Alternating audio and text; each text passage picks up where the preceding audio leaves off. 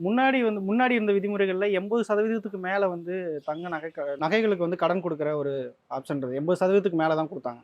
ஆனா, இப்ப இந்த விதிமுறைகள்ல வந்து 75% தான் வந்து ந நகைக்கான அந்த கடன குடுக்க முடியும் அப்படின்னு அவங்க சொல்றாங்க. இந்த விதிமுறைகள் வந்து எந்த அளவுக்கு மக்கள பாதிப்படைய செய்யும்? குறிப்பா நடுத்தர மக்கள், மிடில் கிளாஸ் ஃபேமிலி இவங்கள எந்த அளவுக்கு பாதிப்புக்குள்ளாக்கும்? முதல்ல நகை கடன் வாங்குறது யாருன்னு பாருங்க. ரொம்ப சாதாரண ஏழை மக்கள் தான் வாங்குறாங்க. அப்புறம் மிடில் கிளாஸ்ல லோயர் மிடில் ஒரு கீழ்த்தட்டு அதாவது வருமானத்தில் பின்தங்கிய மக்கள் அப்படி வச்சுக்கலாம். இவங்க தான் நகை கடன் வாங்குறாங்க. எல்லாரும் நகை கடன்லாம் வாங்குறதில்ல. மற்றவங்களுக்கெல்லாம் வேற அவென்யூஸ் இருக்கும்.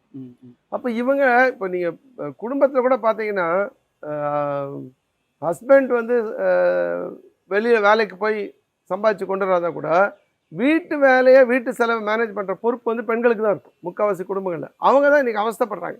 ஒரு மெடிக்கல் எமர்ஜென்சி இருக்கலாம், குழந்தைக்கு உடம்பு சரியில்லாமல் போயிருக்கலாம், இல்லை வந்து படிப்பு செலவுக்கு இருக்கலாம், அல்லது வந்து வேற ஏதாவது ஒரு எமர்ஜென்சி செலவு வரும், நமக்கு எதிர்பார்க்காத செலவு வரும். அப்போ இதுக்கெல்லாம் வந்து அவங்க போய் யார்கிட்ட உடனே கடன் கேட்டால் கிடைக்காது. கையில் இருக்கிற நகை அங்கே நகையெல்லாம் பார்த்தா ஒரு 3-4 சவரன் இருக்குது, அதை வச்சு ஏதோ வாங்குவாங்க. போனாங்களா, கொடுத்தாங்களா, ஒரு டாக்குமெண்ட்டை சைன் பண்ணாங்களா, 10 நிமிஷத்தில் கடன் கிடச்சிதான்னு இருந்தால் தான் அது நல்லது. அப்போ அதை போய் நீங்கள் காம்ப்ளிகேட் பண்ணிக்கிட்டே இருக்காங்க. இப்போ இது ஒரு விஷயம்.